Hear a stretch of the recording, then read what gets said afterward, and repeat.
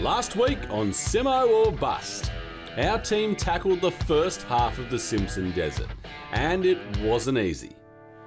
So today we have done 12 kilometres. I could say I'm not really a happy camper at the moment. I don't know how this is going to pan out. There were breakages. Okay, your mission on? Yep. No, stop. Okay. And what's happened up here, Mike, is the tail shaft bolts on here, these four nuts have come loose and the tail shaft's fallen out, rattled around inside here, busted the handbrake drum, fallen on the ground, and that's the end of that story. And there were also some really great drives. Uncle Mike is driving the Blitz. Who wants a 200 series? Yeah, you got it. It's easy, it's like a Scania.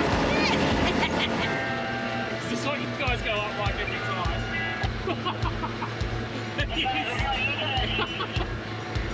Yep. She just crawls up, mate. Wow, how good is this? Yeah, it's just like a tractor. You just don't even have to hold on. Finally, after a hard slog, our convoy made it to camp near Lake Popple. But once again, the old rigs had to enjoy the sunset from the track, rolling in well after dark. This week it's all or nothing as we head along the French line towards the cold beers of Mount Dare. Will all the rigs make it under their own steam? No, it's down on power. But I mean, I did see some woofs of smoke coming out. Sit back and find out. This is Simmo or Bust.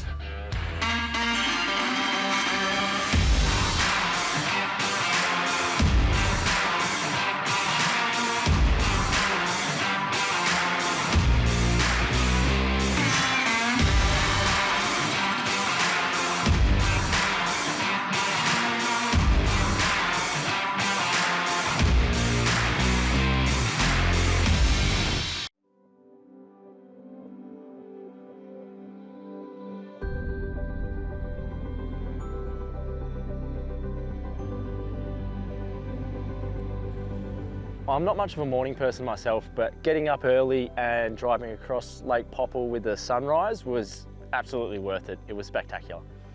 I've seen a lot of salt lakes after living in Western Australia for years, but I have never driven across one at sunrise. That white earth with the sunrise and the colours coming through the sky, it was something else. It's definitely worth hopping up early to go see somewhere like that. Well, I think we get across this one, and because it's so early in the morning, we head just down there to Popple's Corner, and we have brekkie there. What do you reckon? Yeah, that sounds good. I'm keen for a bacon and egg roll. How good is this, guys? You can't get much better than sunrise over a salt flat. Absolute cracker of a day, not a cloud in the sky.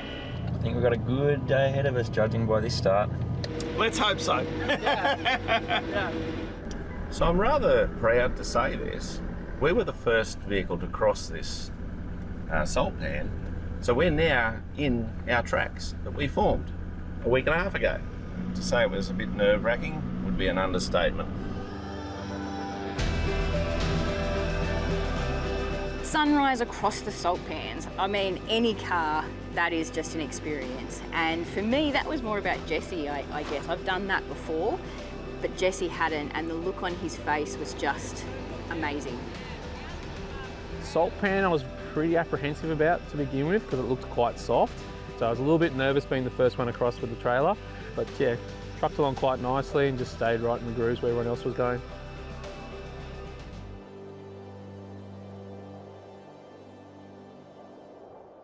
For people that haven't been out here much before, you know, the salt pans, the sand dunes, I definitely think be as absolutely prepared as you can. The biggest thing for me and the biggest change was tyre pressures. Once I finally got the tyre pressures around 10 PSI, the car just floated over a lot more stuff, wasn't working anywhere near as hard. Communication is absolutely critical out here, so our convoy all in touch with UHF because there is no phone reception out here. Telstra and all that won't cut your jib, so you got to make sure you got a UHF so you can chat to your crew. Also the Desert Safety Channel, which is Channel 10, I believe. So you can be in contact with those around from other groups just to, you know, keep everyone safe and alert. And additionally, because it's 2 days drive from home, if you do get yourself in a spot of bother, you will probably need to have packed a PLB. They basically will allow you to send out an emergency distress signal, and the relevant authorities will be able to send out a rescue team for you ASAP. I tell you what was incredible today was just the amount of camel tracks, dingo tracks along the sides of the salt flats. I mean, they were just plentiful. I mean, we haven't seen any yet, but it was just amazing just to see how many have been walking through this area. And of course, with the COVID, it's slowed everything down, so not as many people have been out here. So the wildlife is probably getting closer and closer to us. The convoy have arrived at Popple's Corner and everyone is ready for a coffee. Well, all except Matt. That there has got 270 litres of the finest petrol that you can buy in Birdsville. But it's got to go into this tank here. And that there is a hose. It's got to get fuel from there to there. And this is how you do it.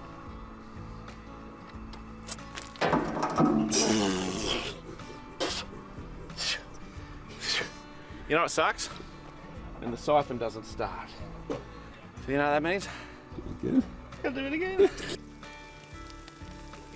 Yeah, so getting to the other side and having bacon eggs ready at Popple's Corner was absolutely awesome. So having a nice feed for brekkie and then rolling over and standing in 3 states at once, pretty cool.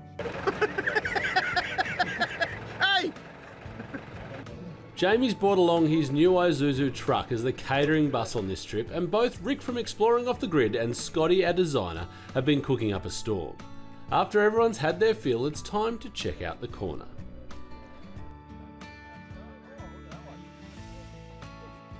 Well, here we are, guys, Popple's Corner, where 3 states meet: South Australia, Queensland and the Northern Territory. And it has been a feat to get here. It has been, however, not as much of a feat as it was for the people who originally surveyed this area. Mind you, after such a treacherous journey, the chains were damaged and the original post is actually about 270 metres that way. Believe it or not, that post was not seen for over 50 years.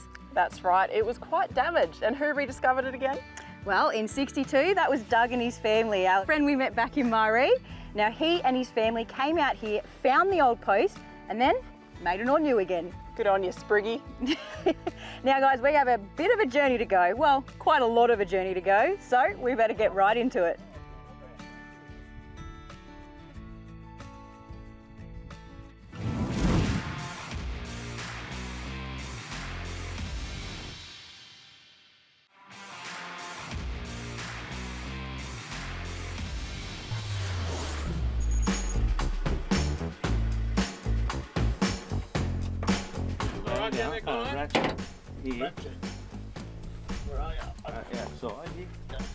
Got it? Why isn't Blake fitting these shocks? They're his. Look at the A-team down there, Jess. Yeah, that's it. So, status report, Matt. The old girl's actually starting to perform pretty darn good, you know. For the last 3 hours of running, it's a hot day today, we haven't used any coolant. That is a win. We are dribbling a bit of engine oil out. I think that's just the old fuel pump, which we're not using, is leaking, so I'm just about to blank that off. Conno's flat out changing a bolt on a front spring hanger because that was flogged out and was starting to come away from the chassis. That's not a good thing. The tail shaft repair we did yesterday, working an absolute treat.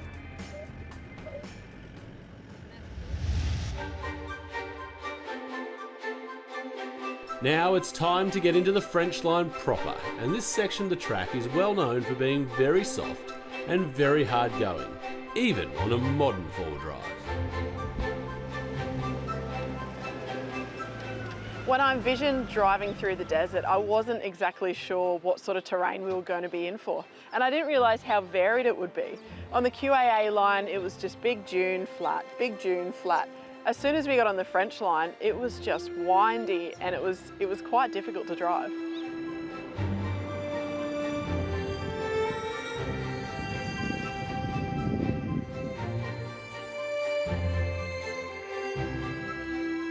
Driving the Blitz is probably not something I can really explain in a word, a sentence, or maybe even a conversation. It is an experience all on its own. I think For me, Jesse calls it torture, and he's not far from. It is hot, it is exhausting, it is mentally draining. It tests every part of you. We just work out the dunes and then we're into the French line. It was completely different, and again, it changed our driving style. So it's a little bit more upper dune, along a flat part. You might have a few like corners and pretty big holes as well in certain sections.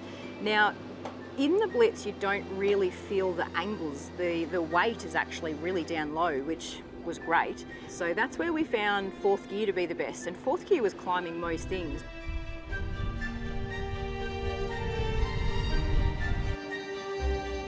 Look, I had no doubts with driving a Landy across the desert. I didn't know how long it's going to take us, and I still don't know how long it's going to take us.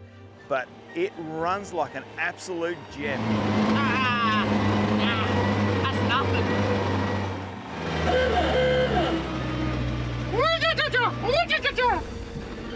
Oh, look, it's had a couple of fuel blockages. I don't think they're anything too serious, but we've plodded away and we've had an absolute ball.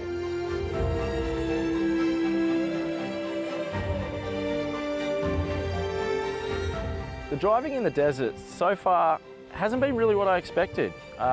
It did start off a bit different to my expectations, but it's slowly coming into what I thought it'd be, a bit more beach-like driving with them soft sand dunes.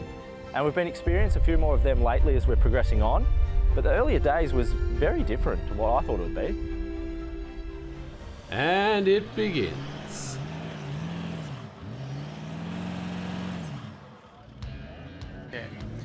The guys in the Signature 200, they were struggling more than what I was, but they were dragging something with them.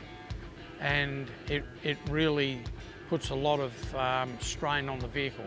But Mark got into sync with it early on, and he got through in most cases.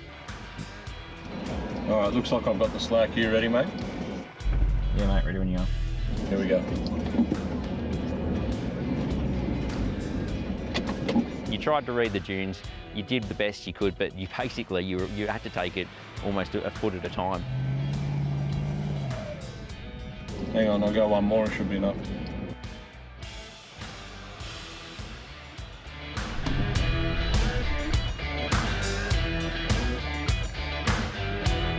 Well done, pulling up now, mate.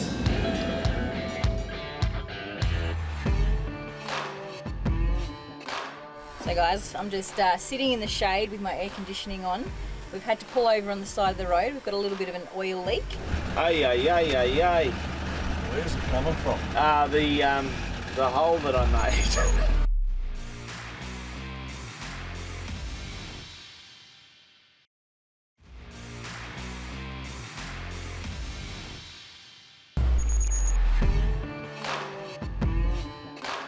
So guys, I'm just sitting in the shade with my air conditioning on.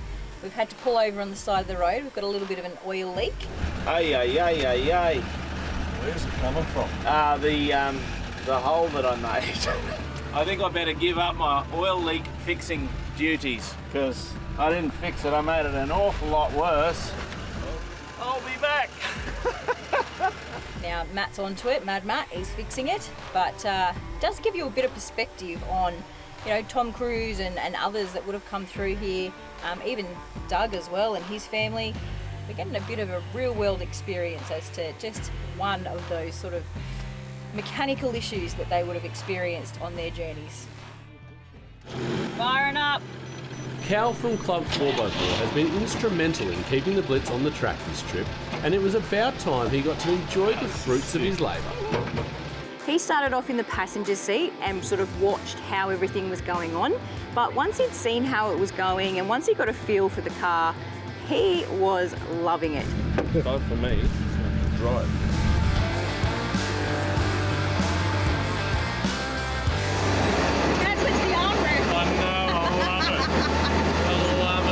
Now, once he jumped in and started driving, to be honest, I couldn't get him to be quiet. He loved it.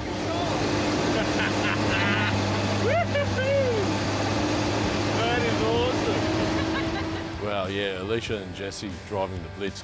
I had about an hour and a half in it, so complete kudos and respect to them for pulling that off. It's hard enough given the conditions that we experience out there in a modern vehicle, with the challenges that we had, but to do it in that sort of thing for that long, yeah, look, it takes a lot of stamina, a lot of mental toughness to do that.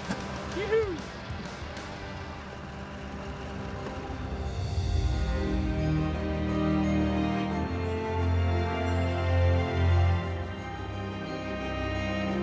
Now the rest of the crew had pushed ahead to camp, so once again the Blitz, Matt in the all 4x4 Spares 79 and Cal in the Raptor got to enjoy another Simpson desert sunset.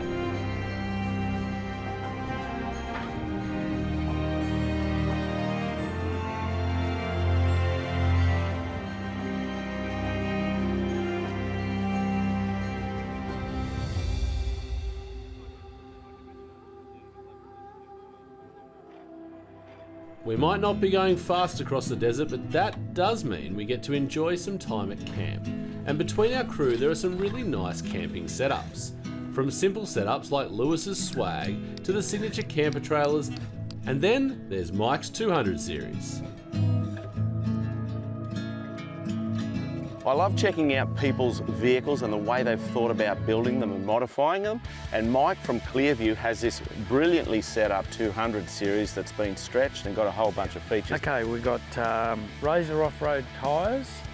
We've got Clearview towing mirrors, our next gen mirrors. Clearview power boards, of course. That makes life easy. Now this cab chop has, you've not only had the chassis extended, but you've also had the cab chopped. Who did that work and how much did you extend the chassis by? Creative Conversions did the cut on the vehicle, and it's just fabulous. It's just like factory. The chassis was extended 650mm. We, because of the weight we carried, we upgraded everything to 4.2 tonne. Wow. I believe today we can go to 4.5 if you feel that way inclined. Talk to me quickly about the electrics, and you've got solar on the roof, I see that. Yeah, it's a Metal Link SLR canopy, 240 watt solar panels. It's got all the battery management system and everything in it. And then we've got the new power slide. Clearview power slide. Makes life nice and easy. Yep. Push of a button. Yeah, it's very comfortable. We spent almost 3 years sort of from the conception of it and what we wanted to do, and then we put one in and we run it all the way up the Udinadatta track. Yeah. So if we move this direction, really when it comes down to the living space, you've obviously got a shower installed in here, but this is where it's really interesting. You've got this big tent setup, or camper setup. Yeah. What size bed, and can you stand up inside there? How do you pack it up? Absolutely. It's electric roof. Okay. Just press the button, up she goes. Folding it up takes you an extra couple of minutes. You just got to make sure you've got all your canvas in. But the setup really works for us.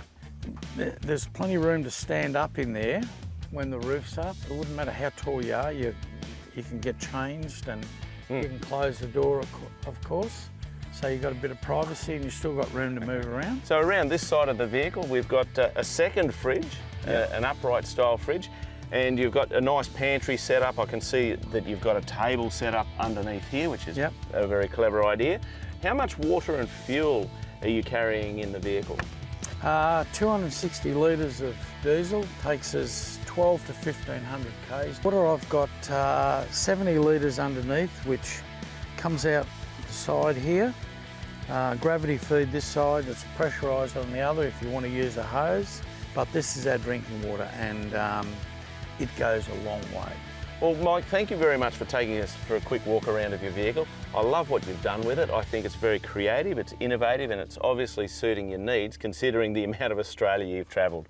Thanks, Matt. Thanks. Cheers.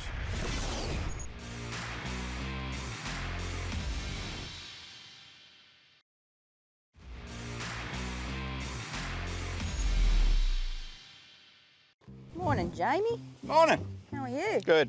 I've heard that there might be a bit of a driver swap installed this morning. Oh, really? Now, I do remember us doing that in Cape York. Yeah, and I got stuck with the larder. There was a word I was going to say there, but I didn't. Well, I mean, it wasn't too bad for you, was it? Oh, look, it smelt like petrol. I know. There was only third gear by that stage, and yeah, but you had my little Zook. Yeah, and how good was that? I reckon you'll enjoy this. Yeah, I think there's probably a little bit more comfort. Well, who's going to be driving that?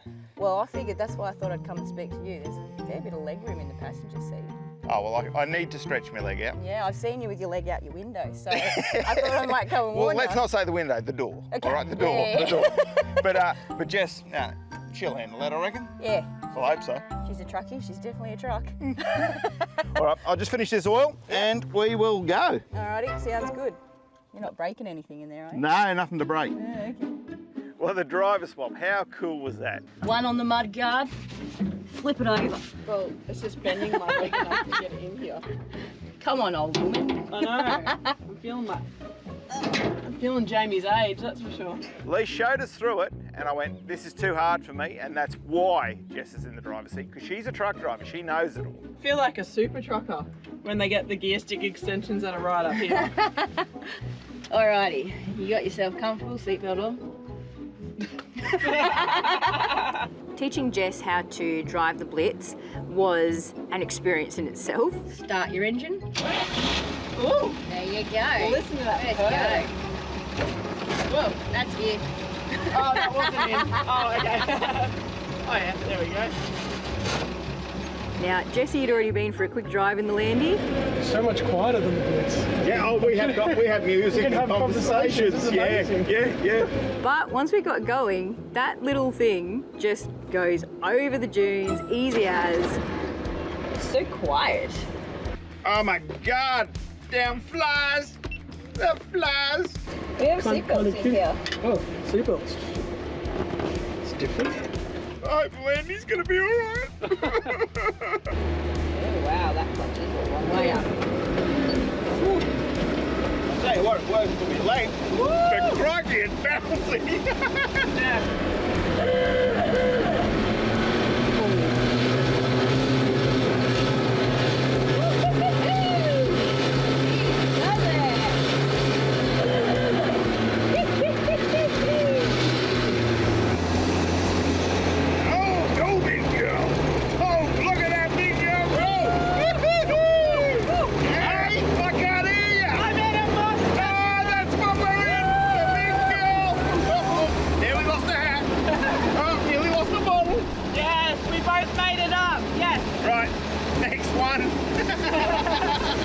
It's weird being able to talk and like hear what's going on. Just getting a feel for the big girl. I reckon they'll be loving that by the time they get used to it. They won't be wanting to hop back in here. Oh, crikey. They didn't tell me I needed a kidney belt. Appreciation for Jess and Leash. Hat off to them, because I mean, credit to them, because that was crazy. Absolutely crazy. It's a bit of fun, but I wouldn't want to cross the Simpson in there. No way in the world. Crazy. Mr. Wheel!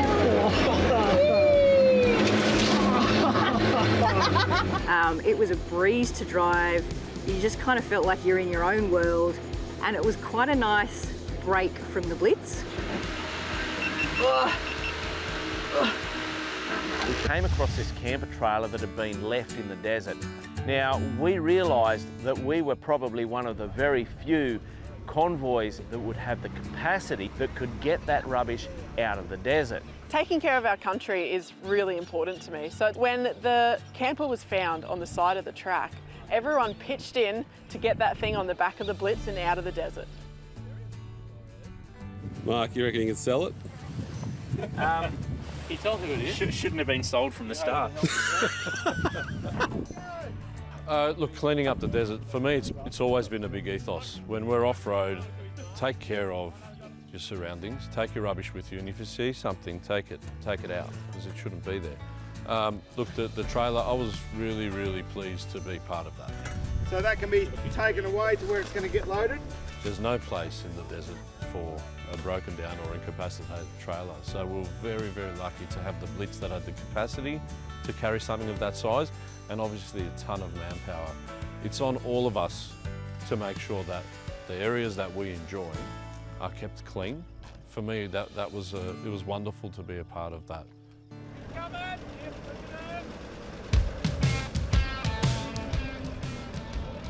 So what we're doing is basically trying to stay upright. But what we're doing is taking the box off the back here. Now, because we were obviously travelling with this as a fixture, we had actually bolted it on, so we're unbolting it from the tray. We don't really have a whole lot of room, but I think we've got enough to be able to get it on here, strap it down really, really well, hopefully get it out of here so it doesn't sit there like it was before. We even found this little family of native geckos that have made home in this camper trailer, so we're all rescuing these geckos and relocating them. It was just great to see everyone working together. We made it happen really, really quick. I think we were in less than an hour. We had it on the back of the Blitz, loaded up.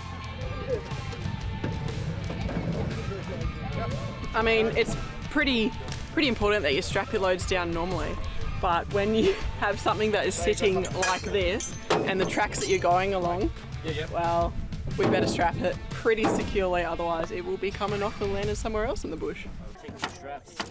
That's not going anywhere.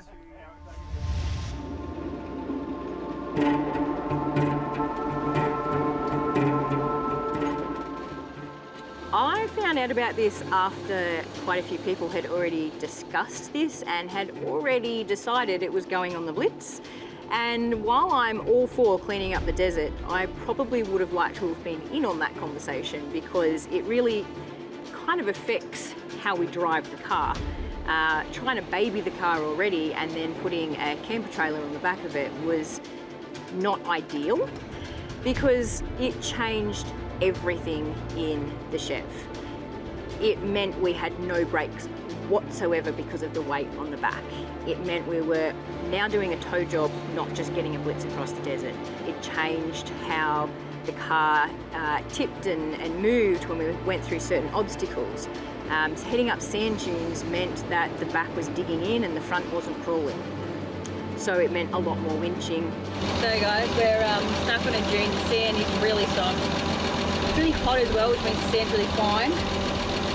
And reversing this with camper trailer on the back is a little bit difficult. And I just ended up being able to drive out of that. It might sound like I'm against the idea. I want to make that clear, I'm not. It's a stressful moment in a vehicle that is already stressful to drive. I found that difficult. I'm exhausted. My arm is hurting from changing gears. It is just almost unbearable, to be honest. It's testing every part of me, not just in my driving, mentally as well.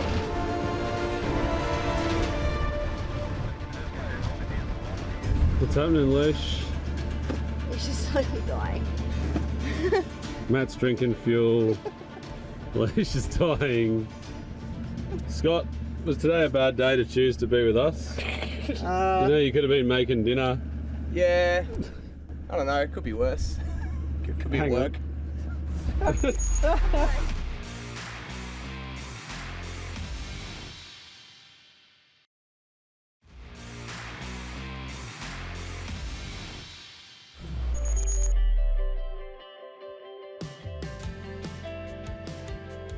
Yeah, as the day sort of got on a bit, the sun was going down and you're driving up the dunes and you're sort of like, it's starting to get to like I'd say it's sort of a special time of the day, especially out in the desert, because the colours that are coming out and the scenery and everything is great. Alicia did a lot of driving. Jessie gave her a spell, but what an incredible woman behind the wheel of a truck. A really good driver. Yeah, hats off to them. That thing is just a big non-power steering slug in the desert to get that up the dunes, you know, battling through the heat again and that thing not performing obviously at its best. It's got a few issues, but yeah, just to muscle that around was incredible. I know how sore I was at the end of some days with the Hilux trying to fight it up and down. That's got power steering, a lot lighter, a lot more comfortable. It's got aircon, so I can only imagine how worn down they were at the end of each day. driving through the desert in a Chevy Blitz is obviously not something that everybody does.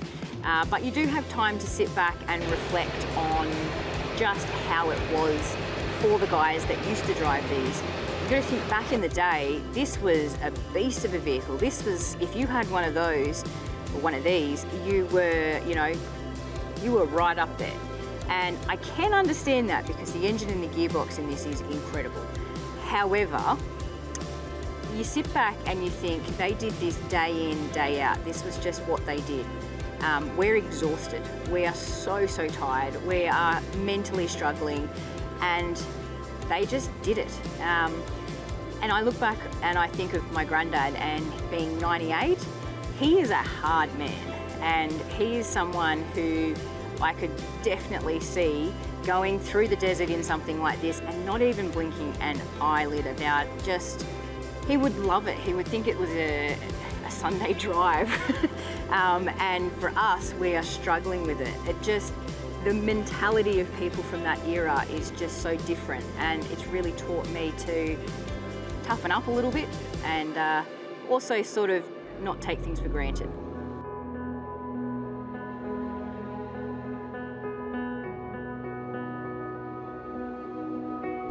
It's our final morning in the desert and Mount Dare is within reach. It's been a hard slog, but the crew are keen to get it done and complete the journey. The Simmo, however, still has a few tricks up its sleeve, with another big tune that's going to test our resolve.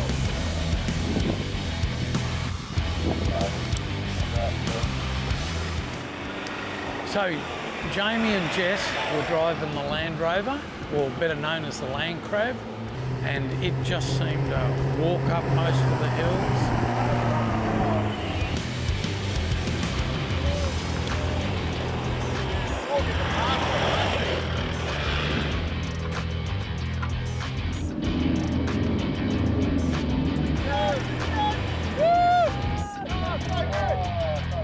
Make it easier if you do it in one go.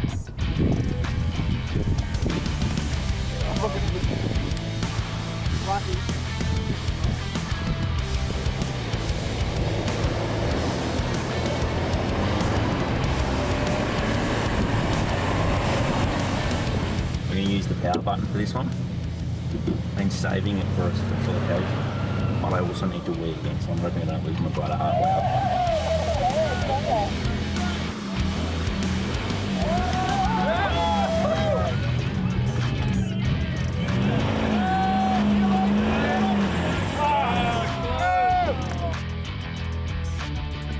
Hit it now, now, now, now!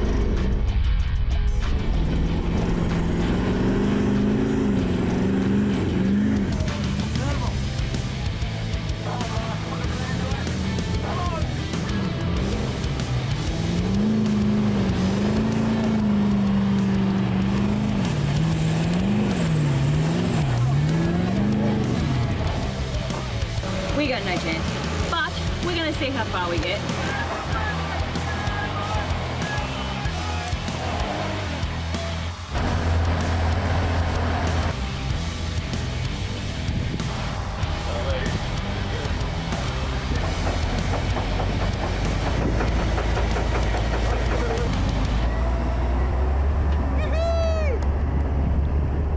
Just when we thought things were going well again, the desert had another spanner to throw in the works, a serious problem with one of our support vehicles. Well, you know, Scott, one of the catering guys, he said this was running rough. And all I can put it down to is it could have been the jerry cans of fuel. So, Did they fuel it up today? I believe he did.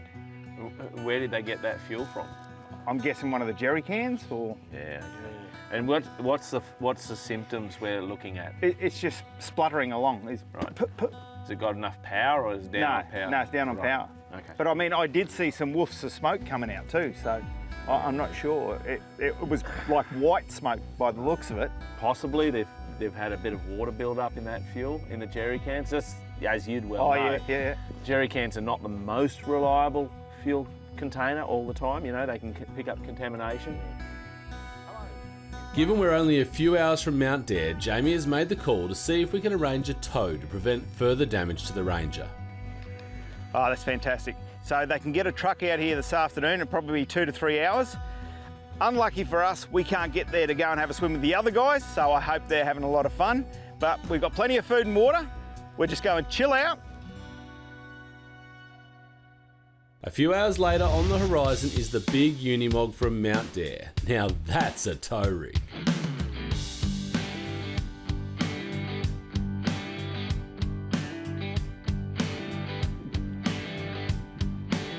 How are you? I'm very well, Graham. Hey. Jamie. I'm Matt. Graham. Cal. Awesome. Nice to meet you. The best thing about this scenario is that thanks to the Ranger's insurance with Club 4x4, the cost of this recovery will be covered, and we can get the Ranger fixed up in a proper workshop at Mount Dare rather than risking further damage out here. Now that's peace of mind.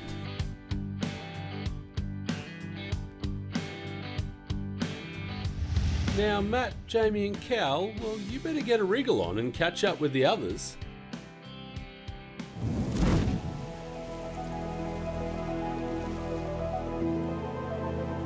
We've been driving through the desert for a couple of days. We have really found the last couple of hours tough because we were just so tired. Well, we're coming through the last part of the desert here.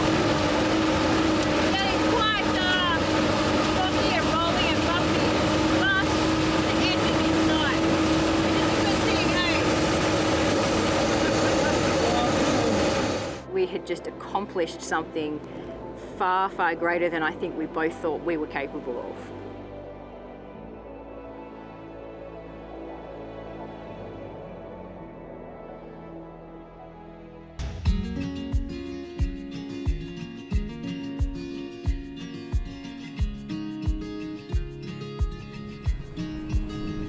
Getting into Dalhousie Springs was really nice to see the Ranger there because he had this big grin on his face, and it wasn't because of the car. It was because we had the camper on the back. We'd saved him 2 days in going out and getting the camper. Now, I don't think a lot of people realise that's what these Rangers do. They're out there, they're picking up all of that stuff, they have to bring it back. Now, it was a feat for us, but it would have been a feat for him, and that's 2 days out in the middle of the desert that he's not sort of doing other things. So he was over the moon, which worked out quite well for us because it meant we got a little bit more fuel as well, so that worked out well. And at the end of the day, the best part was that he actually has a 42 Chevy sitting at home, and he was very impressed with what we'd done with the Blitz.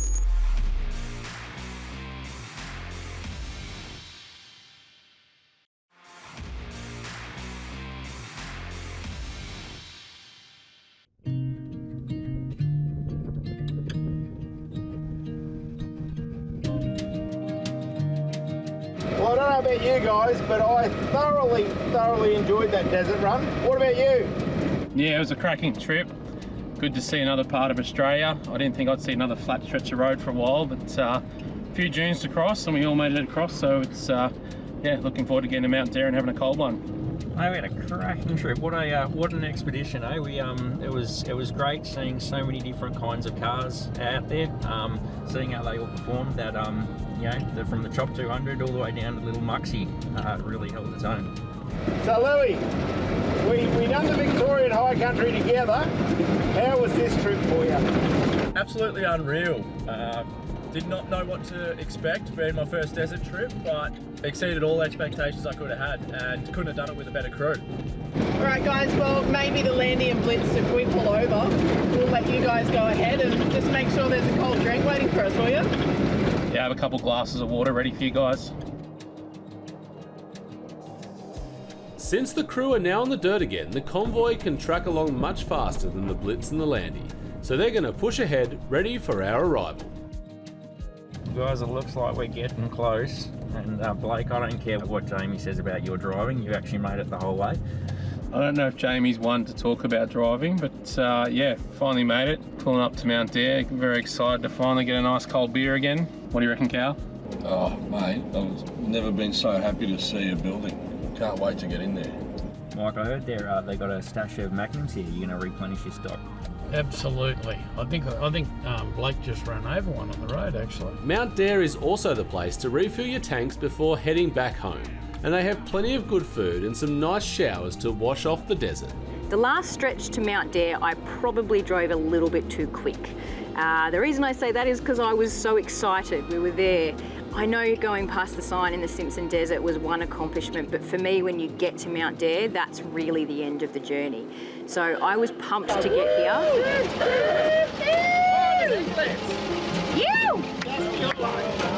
Oh, get me out of here! What a trip! Well, look, the experience of watching this entire journey was pretty special. So Simpson was a bucket list for me. So it was something that I really, really wanted to do since I had a taste of it a few years back. So, and to do it with vehicles with history, you know, each one of them have a really deeply rooted history in four-wheel driving. Very, very special to be part of not only this journey, but, you know, to be part of crossing the Simpson in that sort of setup was really, really special. So the overall experience of this adventure, well, it was an adventure, was like nothing else. And there were so many moments that were just almost pinch me moments where we were lucky enough to be out by ourselves, where we weren't actually with the rest of the crew, and you're just looking out at everything, at the vista, at basically the landscape, at the sand, at the scenery, but also the challenging driving, and just, you know, you're sitting there going, can it get any better than this? And I think even Mike said at one point, he jumped on the radio and he just goes like, you can do this forever. You know, desert driving experience would have been coming across the salt flats for the first time at sunrise. That was just, you know, you've got the crisp whites of the salt flat and then coupled with the reds of the dunes. It was just, I'd never seen anything like that before. It was absolutely immaculate. To be part of the whole Simmo or bust experience, I count it as a privilege. So many people would give their right arm to be a part of something like this, but I was chosen. Wow. So humbling and all of that, but what an adventure, what an experience. Just to, like, in this day and age, it's so hard to find cool things to go and do that really stretch you, that challenge you, that demand of you more than you think you've got. The whole experience of crossing the Simpson Desert in a Blitz with obviously some backup vehicles, it was just something that I feel really privileged to be part of. Like, it's something that I think everybody should experience once in their life. Well guys, we are finishing up what has been an absolutely amazing and somewhat crazy adventure. Oh, you're not wrong there, Leash. Like, we have come across the Simpson Desert in these old trucks. That's something iconic. I don't think a lot of people can say that. No way in the world. It has been a hectic trip. I am absolutely buggered. Well, I don't know about you guys. I reckon we go in, have a cold one, and go sit around that fire. Well guys, that's all we have time for. We'll catch you on the next one. Let's go. Thanks for watching this season of the Off-Road Adventure Show. We want to thank all our partners for their continued support of the show. Without you guys, we simply wouldn't be able to do it. Make sure you check out our YouTube channel and also our social media channels to take a close look at a bunch of behind the scenes footage from this season, plus all the build content on the Blitz and the Landy we simply couldn't fit into the show. Until next year, I'm not Mad Matt, but stay safe on the trails anyway.